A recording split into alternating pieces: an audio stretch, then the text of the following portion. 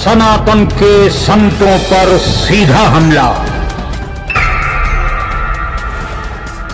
अब उठने लगे हैं उनकी दक्षिणा पर सवाल।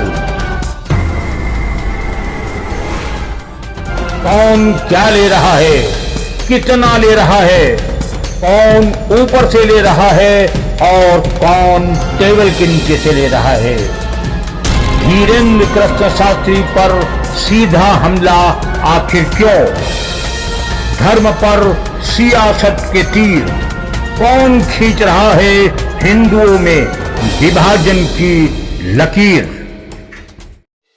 हमेशा सच के साथ, केवल कमेंट टुडे टीवी। जाको प्रभु दारुम दुख देहि, ताकि मति पहिले हरि लेहि। इसे गोस्वामी तुलसीदास ने नहीं कहा है और न ही यह रामचरितमानस में है। ये एक सदुखड़ी दोहा है और ये दोहा बिल्कुल कटु सत्य है। इटावा की आग अभी बुझ नहीं पाई थी। इटावा में भागवत कथा प्रकरण को लेकर समाजवादी पार्टी का रुख और उनके संगठन की उत्तेजना को देखते हुए वो आग अभी ठंडी भी नहीं हो पाई थी कि एक बार फिर समाजवादी पार्टी के राष्ट्रीय अध्यक्ष अखिलेश यादव ने अपनी तोप का मुंह एक बार फिर सनातन धर्म की तरफ कर दिया और इस बार उनके निशाने पर थे सनातन धर्म के कथावाचक और खास तौर से थे धीरेन्द्र कृष्ण शास्त्री। बहुत तीखे शब्दों में बहुत तगड़ा हमला इस बार अखिलेश यादव ने कथावाचकों पर, संतों पर और खासकर धीरेन्द्र कृष्ण शास्त्री पर किया है। उनका जो आरोप है वो बेहद गंभीर है और अब सनातन धर्म के इन कथावाचकों को, धीरेन्द्र कृष्ण शास्त्री को जवाब तो देना ही पड़ेगा। आप देख रहे हैं कमेंट टुडे टीवी और मैं हूं सतीश शर्मा। समाजवादी पार्टी के राष्ट्रीय अध्यक्ष अखिलेश यादव शायद इस बार तय कर चुके हैं कि वो हिंदुओं पर और सनातन पर हमला करने से चूकेंगे नहीं। जरा सा भी मुद्दा आएगा वो उस मुद्दे को भुनाने की पूरी कोशिश करेंगे और पूरा हमला करेंगे। क्योंकि 2024 के चुनाव में उन्हें लगा था कि पीडीए के दम पर वो इतनी सीटें जीत लाए हैं और पीडीए के दम पर ही वो इस बार 2027 के चुनाव की बैतरणी पार कर लेंगे। और शायद इसीलिए एक तरफ जहां इटावा में भागवत कथा को लेकर हुए विवाद को जिस प्रकार से उन्होंने सुलझाया, ठीक उसके बाद अब उन्होंने हमला हिंदू धर्म के कथावाचकों पर और बालाजी धाम के धीरेन्द्र कृष्ण शास्त्री पर कर दिया। उन्होंने क्या कहा हिंदू कथावाचकों के बारे में और क्या कहा धीरेन्द्र शास्त्री के बारे में, पहले आप अखिलेश यादव की वो बाइट सुनिए, उसके बाद फिर मैं बताऊंगा आपको। सुनिए क्या कहा अखिलेश ने कथावाचकों पर और धीरेन्द्र शास्त्री पर। कई कथावाचक हैं जो 50 लाख रुपए लेते हैं। कोई किसी की हैसियत है कि धीरेन्द्र शास्त्री को बुला ले अपने घर कथा के लिए? कोई अंडर टेबल लेगा वो बाबा पैसे? आप पता करवा लीजिए, अंडर टेबल नहीं लेते हैं वो धीरेन्द्र शास्त्री। क्या कथा वाचने की पता कितनी कीमत होगी उनकी, फ्री थोड़े नहीं। देखा आपने, अखिलेश यादव ने साफ साफ शब्दों में कहा है कि कथावाचक 50-50 लाख रुपए लेते हैं और सबसे ज्यादा हमला धीरेन्द्र शास्त्री पर करते हुए कहा कि वो तो टेबल के नीचे से पैसा लेते हैं। यानी टेबल के नीचे से जो पैसा लिया जाता है वो घूस का पैसा होता है। यानी सीधा सीधा मतलब है कि धीरेन्द्र कृष्ण शास्त्री घूस लेते हैं। अब वो घूस किस प्रकार की है, काहे के लिए है, किस चीज की घूस है, ये अखिलेश जी ने क्लियर नहीं किया।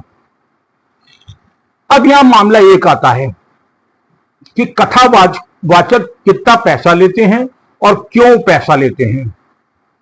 मैं व्यक्तिगत रूप से देश के कुछ बड़े कथाकारों से जुड़ा हुआ हूं, जैसे प्रेम भूषण जी महाराज, मुरारी बापू, रमेश भाई ओझा, ये तमाम से ऐसे नाम हैं जिनकी तमाम कथाओं को हमने खुद चैनलों पर लाइव किया। ये पहली बात तो अगर पैसा ले रहे हैं तो उसके बाद क्या ये जानने की कोशिश अखिलेश यादव ने की कि ये पैसा खर्च किस चीज पर होता है? पैसा लेना एक अलग विषय है और उस पैसे को उपयोग क्या हो रहा है ये दूसरा विषय हो जाता है। सामान्यतः आप अगर प्रेम भूषण जी महाराज को देख लीजिए, मुरारी बापू को देख लीजिए, या रमेश भाई ओझा को देख लीजिए, देवकी नंदन ठाकुर को देख लीजिए, धीरेन्द्र शास्त्री को देख लीजिए, किसी को भी देख लीजिए, ये जब कथा करने के लिए चलते हैं तो 30, 40, 50 लोगों की एक टीम इनके साथ होती है। इसमें इनके सेवक भी होते हैं, इनके रसोइया भी होते हैं, इनके कैमरामैन भी होते हैं और इनके शागिर्द भी होते हैं, इनके साज बजाने वाले लोग होते हैं। एक लंबी टीम होती है। महाराज भले ही पैसा न ले, लेकिन ये टीम के जो लोग जुड़े हैं, इनके घर की रोटी कहां से चलेगी? कौन इनके घर की रोटी देगा? ये तबला हारमोनियम यहां बजाएंगे तो इन्हें रोटी कौन देगा? दूसरी सबसे बड़ी बात है कि ये यही कथा करने वाले लोग, यही हिंदू धर्म के लोग, यही सनातन धर्म के संत भारत में ही वो हैं जो इस पैसे को से, जो पैसा इन्हें कथा के नाम पर मिलता है, इस पैसे से ये वृद्धाश्रम चलाते हैं, ये अनाथ आश्रम चलाते हैं, ये यज्ञशाला चलाते हैं, ये गौशाला चलाते हैं, ये गुरुकुल चलाते हैं, भंडारा चलाते हैं, कन्या विवाह भी कराते हैं, सामूहिक यज्ञोपवित्र संस्कार भी कराते हैं। क्या कभी अखिलेश जी ने जाकर के इनके वृद्धाश्रम को देखा? वो लोग 70, 80, 90 साल के वो लोग जिन्हें उनके परिवार ने उनको घर से निकाल दिया है, वो अगर आज जीवित है और 2 वक्त की रोटी पा रहे हैं और एक छत उन्हें मयसर हो रही है तो इन्हीं कथावाचकों की कृपा से इनके ही वृद्धाश्रम में वो शरण पा रहे हैं।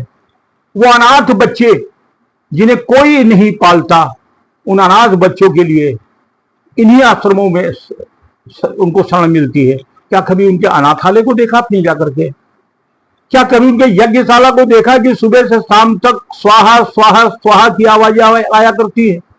क्या कभी देखा जाके गौशालाओं को, सड़क पर घूमने वाली लाखों लाख गौ माताओं को अपने वहां शरण दे करके उनकी सेवा सत्कार करते हुए देखा गया है उनको? क्या देखा है उनके गुरुकुल को जहां एक ने लाखों बच्चों को का यज्ञ पवित्र कराकर उन्हें वेद वेदांग से दीक्षित करके सनातन धर्म की ध्वज पताका फहराने के लिए तैयार किया जाता है? देखा है उनको? क्या देखा है उनके वहां भंडारे को? सुबह से शाम तक इन आश्रमों में भंडारा चलता है, इन्हीं कथाकारों के वहां भंडारा चलता है। इन भंडारों में न जाति पूछी जाती है, न धर्म पूछा जाता है, न रंग है, न भेद है, न कोई पैसा है। आदमी गया, भोजन किया और चलता बना। पूरा दिन भंडारे चलते हैं। चलिए वृंदावन, चलिए अयोध्या श्रीधाम, चलिए काशी बनारस, सब जगह तो चल रहे हैं। और खासतौर से कभी गुरुद्वारे में जाइए, सिखों के लंगर को देखिए और शायद पूरी दुनिया नतमस्तक हो जाती है सिखों की इस अद्वितीय सेवा के लिए कि कैसे वो लंगर चलाते हैं और कैसे 1 से करोड़पति वहां लंगर खाने आने वाले को जूते साफ करते हैं। ये सेवा यही धर्म दे रहा है। क्या देखा नहीं था कि धीरेन्द्र शास्त्री के वहां कितनी अनाथ लड़कियों की शादी की गई थी जिनको पूछने वाला नहीं था। उनका विवाह धीरेन्द्र शास्त्री पिता बन करके करते हैं और उन्हें दहेज में वो सारा सामान दिया जाता है जो एक बाप अपनी बेटी को देता है। सामूहिक यज्ञोपवित्र, जिन बच्चों का यज्ञोपवित्र नहीं हो सकता, जो गरीब बच्चे हैं, उनका सामूहिक यज्ञोपवित्र होता है। ये सारे संस्कार उसी पैसे से होते हैं जिस पैसे पर आपने आरोप लगा दिया कि टेबल के नीचे से लिया जाता है। साहब, टेबल के नीचे से लिया गया पैसा आज मानवता की रक्षा कर रहा है। चैलेंज है भारत की किसी भी राजनीतिक पार्टी को कि उसके ऑफिस में या कोई एक वो भंडारा चला रहा हो नियमित रूप से, कहीं 4 गाय पाल रखी हो, कहीं अनाथ बच्चों के पालने की व्यवस्था की हो, कहीं वृद्धों के रखने की व्यवस्था की हो। ये कोई जिम्मेदारी नहीं उठाती। ये राजनीतिक पार्टी केवल अपने स्वार्थ के लिए आग लगाती है और देश को जलाने का काम करती हैं। फिलहाल कुल मिलाकर के समाजवादी पार्टी का रुख जो कुछ भी देखने को मिला, और खासतौर से धीरेन्द्र शास्त्री पर उनका क्रोध इसलिए आया क्योंकि धीरेन्द्र शास्त्री इस समय हिंदू राष्ट्र की बात कर रहे हैं। वो जिस भी कथा में जाते हैं वहां हिंदू राष्ट्र की बात करते हैं और एक मंच से बैठकर एक उद्घोष करते हैं, बटेंगे तो कटेंगे, हिंदू एक हो। और हिंदू एक हो का नारा ये इतना अद्भुत और चमत्कारिक है कि पूरे देश में इसकी बयार चल रही है, और शायद पहली बार ऐसा हो रहा है कि हिंदू एक झंडे के नीचे आ रहा है। और अगर हिंदू संगठित हो गया तो इनका सबका हुक्का पानी बंद हो जाएगा। यह खौफ, यह डर उन सारे दलों में है जो तुष्टीकरण की राजनीति के नाम पर सत्ता सिंहासन चढ़ना चाहते हैं। फिलहाल अखिलेश के इस बयान को लेकर के सनातन धर्म के संतों में जबरदस्त रोष गहरा गया है। तमाम साधु संत अब मुचेता लेने को तैयार हो गए हैं। कथावाचकों ने भी यह संकल्प ले लिया है कि अपने कथा पंडालों में बैठ करके वो सिर्फ एक उद्घोष करेंगे, हिंदू एक हो। क्या आपको प्रदीप मिश्रा, देवकी नंदन ठाकुर, प्रेम भूषण महाराज, मुरारी बापू, रमेश भाई ओझा, धीरेन्द्र शास्त्री, इनकी कथाओं में आने वाली भीड़ का अनुमान है?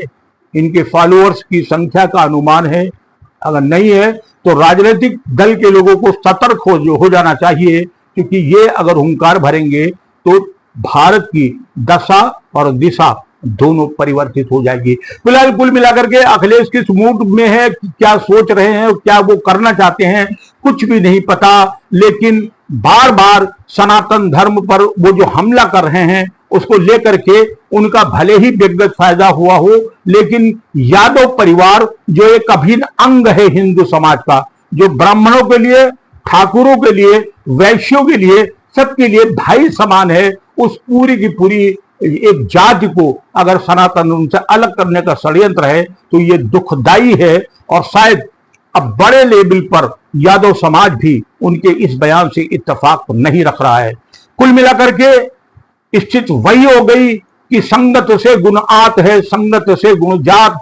जैसे राहुल गांधी जिस राज्य के चुनाव में जनसभा करके चले आए, वो राज्य में कांग्रेस चुनाव हार गई, वही असर शायद अब अखिलेश पर होने लगा है।